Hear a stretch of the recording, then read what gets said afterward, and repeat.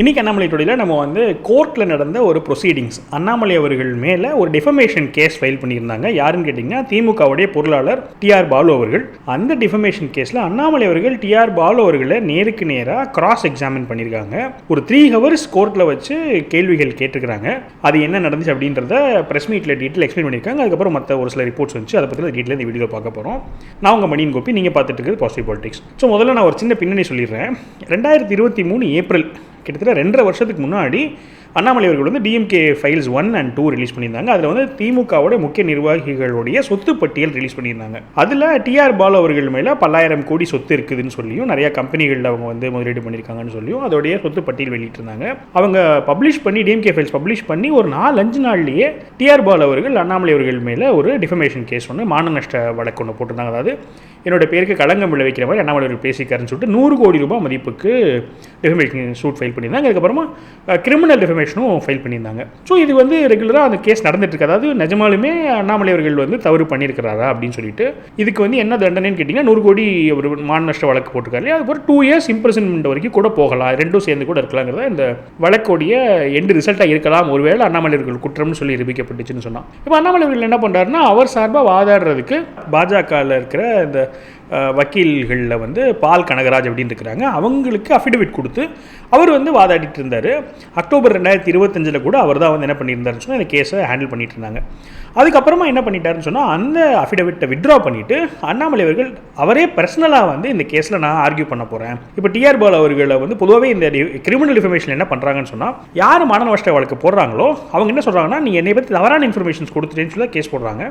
அப்போ அவரை வந்து குறுக்கு விசாரணை பண்ணுறதுக்கு உரிமை இருக்குது அப்படிங்கிறாங்க. இப்போ அந்த குறுக்கு விசாரணை நான் நேரடியாக நானே வந்து பர்சனலாக வாதாடலான் இருக்கிறேன்னு சொல்லிட்டு அவர் அந்த பால் கனகராஜ் கிட்ட கொடுத்த அஃபிடவிட் வித்ட்ரா பண்ணிட்டு அவரே வந்து வாதாடுறாரு. இதுதான் நடந்திருக்குது. இப்போ இது ரொம்ப நாள் தள்ளி போயிட்டே இருந்துட்டு February 16 சைதாப்பேட்டில் உள்ள கோர்ட்டில் அண்ணாமலை அவர்கள் ஒரு 3 மணி நேரம் டிஆர் பாலு அவர்கள்ட்ட கேள்விகள் கேட்டிருக்கிறாங்க. இப்போ அண்ணாமலை அவர்கள் வந்து ப்ரெஸ் மீட்லேயே சொல்லிடுறேன், என்ன சொல்லிடுறான்னு சொன்னால், இது வந்து ப்ரிஜுடைஸ், அதாவது இன்னும் கேஸ் முடியல, ஏன்னா அது தள்ளி தான் வைக்கப்பட்டிருக்கு. ஏன்னா 3 மணி நேரம் நடந்துட்டு இருக்கும்போதே டிஆர் பாலு அவர்களுடைய தரப்பில் இருக்க வக்கீல் என்ன சொல்லியிருக்காங்கன்னு சொன்னால், டிஆர் பாலு அவர்களுக்கு ஃப்ளைட் இருக்குது, 2:30 ஃப்ளைட் இருக்குது, அதனால் அவர் போகணும், அதனால் இன்னொரு நாள் தள்ளி வச்சுக்கலாம்னு சொல்லிட்டு இது ஏப்ரல் மாதத்துக்கு ஒத்தி வச்சிருக்காங்க. அதனால் கேஸ் இன்னும் முடிவடையாததுனால என்னால் உள்ள இருக்கிற டீட்டெயில்ஸ் எல்லாத்தையும் சொல்ல முடியாது. கேஸ் எல்லாம் முடியட்டும், முடிஞ்ச உடனே நான் என்னென்ன கேள்விகள் கேட்டேன், அதுக்கு அவர் என்னெல்லாம் பதில் சொன்னாருங்கிறது டீட்டெயில்டாக சொல்கிறேன் அப்படின்னு சொல்லிட்டாலுமே, என்னென்ன கேள்விகள் கேட்டேன் அப்படின்னு ஒரு கிளிம்ஸ் கொடுத்துக்கிறாங்க. முதல்ல ஒரு கேள்விகள் என்ன கேட்குறாருன்னு கேட்டிங்கன்னா, நீங்கள் கோர்ட்டுக்கு வர்ற காரே உங்கள் கார் இல்லை, அது யார் கார் ஃபஸ்ட்டு, அது காரோட ரெஜிஸ்ட்ரேஷன் நம்பர் எடுத்து போட்டாலே யார் இல்லை பப்ளிக் ரெக்கார்ட் யார் பேரில் இருக்குன்னு இருக்கும். நீங்கள் இந்த நிறுவனங்கள்லாம் வந்து பினாமி இல்லாட்டி உங்களுக்கு தொடர்பு இருக்குது, நான் கம்பெனி பேர் கொடுக்குறேன். நீங்கள் ஒரு காரில் வர்றீங்க, அந்த கார் எந்த கம்பெனியோடைய காருன்ற கேள்விகள் ஃபஸ்ட்டு கேட்குறேன். அதுக்கு அவர் என்ன சொல்கிறாருன்னா, ஏதோ ஒரு காரில் சும்மா 1-2 மட்டும் அவர் ஆன்சர் சொன்னதை சொல்கிறாரு. பட் பொதுவாக என்ன சொல்கிறாருன்னு சொன்னால், நான் கேள்விகள் மட்டும் என்னென்னங்கிறத கிளிம்ஸ் கொடுக்குறேன்னு சொல்லி சொல்கிறார். நான் ஏதோ ஒரு காரில் ஏறி வருவேன் அப்படின்னு சொல்லி பதில் சொல்கிறாரு. இது வந்து ஒரு கேள்வி. இன்னொன்று, தஞ்சாவூர் பக்கத்தில் உள்ள ஒரு கிராமத்தில் 16 ஆண்டுகளாக இவர் மேலே கோவமாக போராட்டம் நடத்திட்டு வராங்களே, அந்த போராட்டம் உங்கள் மேலே எதுக்கு 16 ஆண்டுகள், அவங்களுக்கு என்ன கோவம் தஞ்சாவூர் பக்கத்தில் இருக்கவங்களுக்கு, அதுக்கு பதில் சொல்லுங்கன்ற ஒரு கேள்வி கேட்டிருக்கேன். நீங்கள் வந்து கப்பல்கள் நிறையா வாங்கியிருக்கீங்கன்னு சொல்கிறாங்களே, அதுக்கு என்ன நீங்கள் வந்து பதில் சொல்கிறீங்க. அதுக்கப்புறமா இப்போ நான் சொன்னதே, இப்போ எம்எல்ஏ நீங்கள் மான லட்ச போடுங்க 100 கோடி ரூபாய் கேட்டு, இதே போல் மற்ற நிறைய பேர் உங்கள் மேலே வந்து இந்த மாதிரி பேசியிருக்காங்களே. இப்போ ஜெயலலிதா அவர்கள் சொல்லியிருக்காங்க, சுப்பிரமணிய சுவாமி அவர்கள் நான் சொன்னதை சொல்லியிருக்காங்க. அதுக்கப்புறமா திமுகவுடைய ஸ்டாலின் அவர்களுடைய சகோதரர் மு.க. அழகிரி அவர்கள் சொல்லியிருக்காரு. என்ன சொல்லியிருக்காருன்னு சொன்னால், நீங்கள் பண்ண தப்புனால தான் உங்களுக்கு அடுத்த வாட்டி UPA 2ல் மந்திரி பதவி கிடைக்கலன்னு சொல்லியிருந்தாரு. இவங்க மேலெலாம் நீங்கள் வந்து மான வழக்கு போட்டிருக்கீங்களா அப்படின்னு கேட்குறாரு. இது ஒரு வேலிடான ஆர்குமெண்ட். அதாவது இப்போ எல்லாரும் சொல்கிறாங்கன்னா, நீங்கள் எல்லார் மேலேயும் மான வழக்கு போட்டிங்கன்னா அது செல்லும், இன்னும் மற்றவங்க மேலே போட மாட்டேன் உங்கள் மேலே மட்டும் போடுன்னு சொன்னால் செல்லாதுங்கிறது அவரோட ஆர்குமெண்ட்டாக இருக்குது. இப்போ இது மாதிரிலாம் கேள்விகள் கேட்டிருக்கேன் வரிசையா அப்படின்னு சொல்லி சொல்கிறாங்க.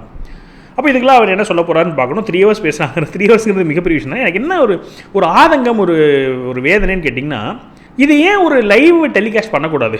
இதெல்லாம் வந்து கோர்ட்டில் நடக்குது. இப்போ டெக்னாலஜி எவ்வளோ வளர்ந்துருச்சு, இது லைவ் ஸ்ட்ரீம் பண்ணலாமே. இப்போது அமெரிக்காவில் வந்து நடக்குது. ஒரு என்ன சொல்கிறது, ஹெச்டியில் அவ்வளோ கிளாரிட்டியாக வந்து வீடியோ வந்துட்டுருக்கு. இதில் இதுவுமே ஒரு சில வீடியோ கிளிப்பிங்ஸ் வெளியே வந்தாலுமே அஃபீஷியலாக இதை வந்து எல்லாமே ஏன் பண்ணக்கூடாது அப்படிங்கிற கேள்வி தான் வச்சுக்கோங்களேன். அது இன்னும் கொஞ்சம் ஹெல்தியாக்கும்னு நினைக்கிறேன். சட்ட மேலே இருக்க நம்பிக்கையும் சரி, நம்ம ஜனநாயகத்து மேலே இருக்க நம்பிக்கையும் சரி. ஸோ இது வந்து அந்த கேள்விகள் கேட்குறாங்க. அப்புறமா பத்திரிகையாளர்கள் இன்னொரு கேள்வி கேட்குறாங்க. அவர் உங்கள் மேலே டிஃபமேஷன் கேஸ் போட்டிருக்காரு, நீங்கள் வந்து குறுக்கு விசாரணை பண்ணுறீங்க, நீங்கள் இப்போ வந்து அவர் மேலே ஏதோ டிஃபமேஷன் கேஸ் போடுறதா சொல்கிறாங்களே, அது என்ன அப்படின்னு கேட்குறாங்க. அப்போ அவர் சொல்கிறாரு, இந்த மாதிரி நான் வந்து கேள்விகள் கேட்டுட்டு இருக்கும்போதே அவர் என்ன பண்ணிட்டாருன்னு சொன்னால், நீங்களும் தான் வந்து சொத்து வாங்கியிருக்கீங்களே கணக்கு இல்லாமல் அப்படிங்கிற மாதிரி ஒரு வார்த்தையை விட்டார். நான் அவர்கிட்ட திரும்பி கேட்டேன், நான் சொத்து வாங்கியிருக்கேங்கிற மாதிரி பேசுகிறீங்களே, என்னோட பேர்லேயே என்னோட மனைவி பேர் சொத்து வாங்கியிருக்கேன்னு சொல்கிறீங்களே, என் மனைவி எவ்வளோ சம்பாதிக்கிறாங்கன்னு உங்களுக்கு தெரியுமா அப்படின்னு நான் கேட்குறேன். தெரியாதுங்கிறாரு. என் மனைவி எத்தனை கம்பெனியில் எந்தெந்த கம்பெனியில் வேலை பார்த்துருக்காங்கன்னு தெரியுமா? தெரியாதுங்கிறாரு. நாங்கள் 15 வருஷத்துக்கு முன்னாடியிலேருந்து நாங்கள் வேலை பார்த்துட்ருக்காங்க. மனைவி வந்து IIM, Indian Institute of Management பெங்களூரில் படிச்சுட்டு எம்என்சி கம்பெனியில் வேலை பார்த்து அதிலெல்லாம் எவ்வளோ நாங்கள் சேர்த்து வச்சோங்கிறது தெரியுமான்னு கேட்குறேன். தெரியாதுங்கிறாரு. இது எதுவுமே தெரியாமல் நீங்கள் எப்படி என் மேலே இப்படி ஒரு குற்றச்சாட்டு வைக்கலாங்கிறனால டெஃபமேஷன் கேஸ் போட்டிருக்கேன், அது ஒரு கேள்விக்கு பண்ணிருக்கேன் அப்படிங்கிறாரு. அதுக்கப்புறமா இந்த மாதிரி நான் வந்து சென்னையில் தங்கியிருக்கிற வீட்டு வாடகைக்கு வந்து ஒரு சில இடத்துல வாங்கினேன் அப்படின்லாம் சொல்லிட்டு அதை பற்றி ஒரு சில விஷயங்கள் அவர் சொல்லியிருந்தார். அப்போ நான் கேட்டேன், நான் வந்து என்னுடைய சார்ந்த நபர்கள் மூலமாக கட்சிக்கு எவ்வளோ நிதி கொடுக்கப்பட்டுச்சுங்கிறது உங்களுக்கு தெரியுமான்னு கேட்டேன். தெரியாதுங்கிறாரு. கட்சி அக்கௌண்ட் ரீதியாக எனக்கு எவ்வளோ ரூபாய் கொடுத்து நான் கட்சி தலைவராக இருக்கும்போது தான் சென்னையில் தங்கியிருந்தேன். என்னோடய வீடு வந்து கரூர், கோயம்புத்தூர் தான். இருந்தாலும் நான் சென்னையில் வந்து இருந்தது கட்சி பொறுப்பாக தான் வந்திருந்தேன். அப்போ கட்சி வந்து அஃபீஷியலாக எனக்கு எவ்வளோ செலவு பண்ணாங்க உங்களுக்கு தெரியுமான்னு கேட்டேன். தெரியாதுங்கிறாரு.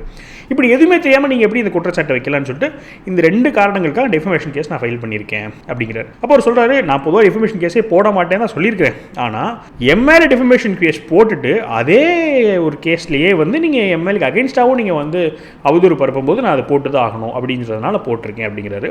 அப்புறம் அந்த டிஃபமேஷன் கேஸை வந்து அடுத்த கட்டம் எடுத்துகிட்டு போகும்போது நான் எல்லா கணக்கு வழக்கையும் நான் சப்மிட் பண்ணலான்னு இருக்கேன். நான் போன தடவையே வந்து என்ன பண்ணியிருந்தான்னு சொன்னால் ஒரு வெப்சைட்டே ஒன்று போட்டு அதோடைய பேங்க் ஸ்டேட்மெண்ட்டில் ஒரு 10 வருஷம் பேங்க் ஸ்டேட்மெண்ட் எல்லாத்தையும் பப்ளிக் பெருசலுக்கு வந்து போட்டிருந்தார் இல்லையா. அதே போல் நான் என் பேரில் என்னெல்லாம் சொத்து இருக்குது, என் மனைவி பேரில் என்னெல்லாம் சொத்து இருக்குது, அதுக்கு நான் எங்கேருந்துலாம் பணம் கொண்டு வந்தேன், அதுக்கு என்ன சோர்ஸு, நான் எங்கே கடன் வாங்கினேன், அது என்ன டாக்குமெண்ட்டு, அது எல்லாத்தையும் நான் 2.5 கோடி ரூபா கடன் வாங்கியிருக்கேன், அது எல்லா டீட்டெயில்ஸுமே நான் பப்ளிக் பண்ணலான்னு இருக்கேன்.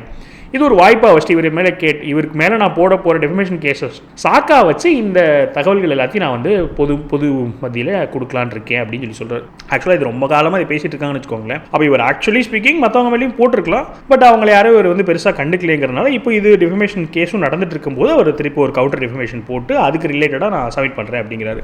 ஸோ இதெல்லாம் தான் வந்து அந்த கேஸில் நடந்தது. அப்புறம் நான் சொன்ன மாதிரி டிஆர் பாலு அவர்கள் இப்போது எனக்கு ஃப்ளைட் இருக்குங்கிறனால கிளம்பிட்டேங்கிறாரு. அடுத்த ஹியரிங் வந்து ஏப்ரல் 7ஆம் தேதி தள்ளி வச்சிருக்காங்கன்னு சொல்கிறாங்க. பட் ஏப்ரல் 7ஆம் தேதி எனக்கு தெரிஞ்சு அப்பயுமே நடக்காதுன்னு நினைக்கிறேன். இது வரைக்குமே அவர் நிறைய தடவை அப்பியர் ஆகாமல் தான் தள்ளி போயிருக்கேன். ஏப்ரலில் போய் எலெக்ஷன் நடந்துட்டு இருக்க போது நெக்ஸ்ட் மந்த் ஃபுல்லாக பார்லிமெண்ட் ப்ரொசீடிங்ஸ் இருக்கிறதுனால நெக்ஸ்ட் மந்த் வேணாம்னு சொல்லி தள்ளி வச்சிருக்காங்க போல். ஏப்ரல்லேயே எனக்கு தெரிஞ்சு தள்ளி வச்சிருவாங்கன்னு தான் நினைக்கிறேன்.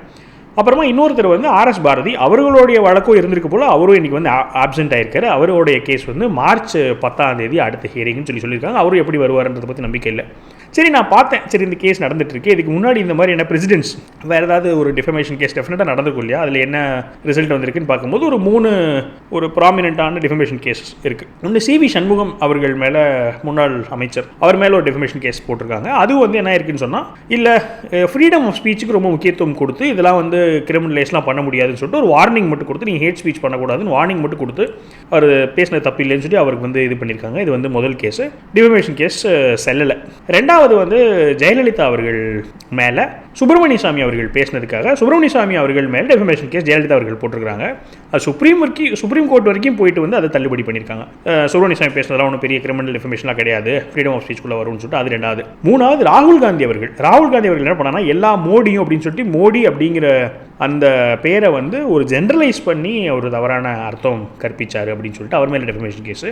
அது வந்து ஆக்சுவலாக லோயர் கோர்ட்டில் அவர் பேசினது தப்பு தான், அது மானஸ்டம் பண்ணது, அது வந்து தப்பு தான், அவர் மன்னிப்பு கேட்கணுங்கிற மாதிரி கேட்டிருந்தாங்க. அவர் அப்போ கேட்கல. அப்போ என்ன பண்ணியிருந்தாங்கன்னா, அவருடைய எம்பி பதவியே வந்து இருக்கக்கூடாதுன்னு சொல்லி அது அவர் மேலே வந்து நடவடிக்கை எடுக்கப்பட்டுச்சு. ஆனால் அதுவுமே திரும்ப சுப்ரீம் கோர்ட் போகும்போது என்ன பண்ணிட்டாங்கன்னு சொன்னால், இல்லை அதுக்கு அவ்வளோ ஃபார் ரீச்சிங்கான தண்டனை இருக்கக்கூடாதுன்னு சொல்லிட்டு அது ரிவர்ஸ் பண்ணிட்டாங்க அப்படின்னு சொல்லி இந்த 3 கேஸ் தான் இருக்குது. அப்போ இதுலேயுமே ஸ்டாட்டிஸ்டிக்கில் என்ன சொல்கிறாங்கன்னா, இதில் அண்ணாமலை அவர்கள் மேலே வந்து குற்றம் நிரூபிக்கப்படுறதுக்கான வாய்ப்பு ரொம்பவே இல்லை, ஒரு 5% சான்ஸ் கூட இல்லை. ஏன்னா ரொம்ப வந்து வேணும்னே வந்து இவருடைய பேரை கெடுக்கணுன்றதுக்காக தப்பான நோக்கத்தோடையே பேசினாங்கன்னா மட்டும்தான் வந்து இந்த மாதிரி இருக்கும். ஒரு போதுமான காரணங்கள் இருக்குங்கிறதுக்காக அவங்க பேசியிருந்தாங்கன்னா அந்த மாதிரி இருக்க முடியாதுன்னு சொல்லிட்டு, அதுவும் பொலிட்டிக்கலி இருக்கும்போது டிஃபமேஷனாக இருக்காது, மான நஷ்டம் வழக்கு வந்து ஜெயிக்காது அப்படின்னு தான் வந்து எல்லா தரப்பும் சொல்கிறாங்க. இப்போ அண்ணாமலை அவர்கள் சொல்லிட்டு இருந்த மாதிரி இது அவருக்கு ஒரு வாய்ப்பு, இன்னும் நான் நிறையா என்ன பண்ண முடியும்னு சொன்னால் அவங்கள வந்து எக்ஸ்போஸ் பண்ண முடியும்னு சொல்லிட்டு அவர் வந்து பண்ணிகிட்டு இருக்காரு. நானும் யோசிச்சு பார்த்தேன், இவ்வளோ பேர் அவ்வளோ ஃபைல்ஸில் வந்து அவ்வளோ பேர் இருந்தது, இவர் மட்டும் எப்படி இது அடுத்தடுத்த ஸ்டெப் எடுத்துகிட்டு போயிட்டு கிராஸ் எக்ஸாமினேஷன் வரைக்கும் அலோவ் பண்ணுறாரு. அப்போ அவர் தைரியமாக இருக்கிறாரு. அப்போனா அவர் வந்து ஏதோ ஒரு பிளான் இருக்குமோ, எப்படி இவர் மட்டும் எப்படி இதெல்லாம் எடுத்துகிட்டு போகிறாரு அப்படிங்கிற ஒரு கேள்வி எனக்கு இருந்துச்சு. அப்புறம் டேட்ஸ் எடுத்து பார்த்தா அண்ணாமலை அவர்கள் டிஎம்கே ஃபைல்ஸ் ஒன்று சொல்லி ஒரு 4 நாள்லேயே டிஃபமேஷன் கேஸ் போட்டிருக்கிறாரு. அது வந்து எனக்கு அவ்வளோ லாஜிக்கலாக படலன்னு வச்சுக்கோங்க. ரொம்ப ஆழமாக சொன்னால் 4 நாளில் வந்து கொஞ்சம் உடனடியாக கேஸ் போட்ட மாதிரி தான் இருக்குது. அதை தான் எடுத்துகிட்டு போயிருக்கிறாங்க. அதனால் அது ஒரு ரீசன். இவர் ரொம்ப தீவிரமாலாம் யோசிச்சு அவர்கிட்ட அவ்வளோ ஸ்ட்ராங்கான எவிடன்ஸோடு தான் டிஃபமேஷன் கேஸ் போட்டிருக்காங்கிற நம்பிக்கை நம்மளுக்கு வரல. முதல். ரெண்டாவது, அவர் மேலே இருக்க டிஃபமேஷன் கேஸில் அண்ணாமலை அவர்கள் மேலே வந்து பழி போட்ட சம்பவம் இன்றைக்கி 2 நடந்திருக்கு இல்லையா? அதை கேட்கும் போதுமே அப்போனா வந்து அவர் அவ்வளோ நிதானமாக இருக்கிற மாதிரி தெரியல. ஏன்னா தன்னை டிஃபெண்ட் பண்ண வந்துட்டு இன்னொருத்தர் மேலே திரும்ப நீங்கள் அப்போ நீ மட்டும் எப்படி அப்படின்னு சொல்கிறது வந்து அவ்வளோ ஒரு நிதானமான பதில் மாதிரி தெரியல. அதுவும் வந்து என்ன சொன்னால் அவங்க பக்கம் அவ்வளோ பெரிய நியாயம் இருக்கிற மாதிரி தெரியல. இதெல்லாம் சைக்காலஜிக்கலாக சொல்கிற ஆக்சுவல் ஃபேக்ட்ஸ் என்னங்கிறத அவங்க டிஸ்கஸ் பண்ண போகிறாங்க. அது என்னங்கிறது தெரிய வரப்போகுது. அஃப்கோர்ஸ் அடுத்தடுத்த கட்ட என்ன போக போகுது அப்படிங்கிற நம்ம பொறுத்திருந்து பார்க்கணும். இன்னும் டீட்டெயில்டாக உள்ள என்ன நடந்துச்சுங்கிறத வந்து அவர் என்ன பண்ணுறேன்னு சொல்லியிருக்காருன்னா, நான் கொஸ்டின் ஆன்சர்ஸோடு நான் ரிலீஸ் பண்ணுவேன்னு சொல்லியிருக்காரு. இன்னும் கப்பல் ஆஃப் மந்த்ஸ் ஆகும். அது வரும்போது டீட்டெயிலாக என்ன தான் பேசினாங்கன்னு படிக்கணும்னு நம்மளுக்கு ஆசை. அதை நான் உங்ககிட்ட ஷேர் பண்ணிக்கிறேன். இதில் தான் வந்து இன்னையோடைய அண்ணாமலை டுடே. நீங்கள் என்ன நினச்சிங்க? நீங்கள் வேறு ஏதாவது தகவல்கள் கிடைச்சதுன்னா சொல்லுங்கள். நான் வந்து அண்ணாமலை அவர்களுடைய ப்ரெஸ் மீட்டில் அவர் டைரெக்டாக பேசினதை பற்றி மட்டும் எடுத்து சொல்லியிருக்கேன். இன்னொரு முக்கியமான கேள்வி கேட்டிருந்தாங்க. என்ன கேள்வி கேட்டிருந்தாங்கன்னா, இந்த மாதிரி நயினார் நாகேந்திரன் அவர்கள் இந்த மாதிரி த்ரிஷா அவர்களை பற்றி சொல்லியிருக்காரு. த்ரிஷா வீட்டை விட்டு முதல்ல விஜய் வெளியே வரணும் அப்படிங்கிற மாதிரி ஒரு கமெண்ட் பாஸ் பண்ணிக்க. அது ரொம்ப அபத்தமான கமெண்ட் ஆச்சுன்னு சொல்லி கேட்குறாங்க. அதுக்கு அவர் சொல்கிறாரு, இந்த மாதிரி பாஜகவுடைய அகில இந்திய மகளிர் அணி தலைவி வந்து என்ன சொல்லிட்டாங்கன்னு சொன்னால் அது வருந்தத்தக்கதுன்னு சொல்லிட்டாங்க. அப்போ அதுதான் கட்சியோட நிலைப்பாடு. அப்போ கட்சியோட ஆல் இண்டியா மகளிர் அணி தலைவியே சொன்னதுக்கப்புறமா அதுதான் ஸ்டாண்டு. இதில் ஒருத்தராக கட்சியில் இருக்க எல்லாரும் வந்து அதுக்கு விளக்கம் கொடுக்கணும், அதுக்கு ஒப்பீனியன் ஷேர் பண்ணணும்னு அவசியம் கிடையாது. ஸோ அந்த கமெண்ட்டு தான் கட்சியோடைய கமெண்ட் அப்படின்னு சொல்லிட்டு புத்திசாலித்தனமாக அதோடைய பதில் கொடுத்துட்டாரு.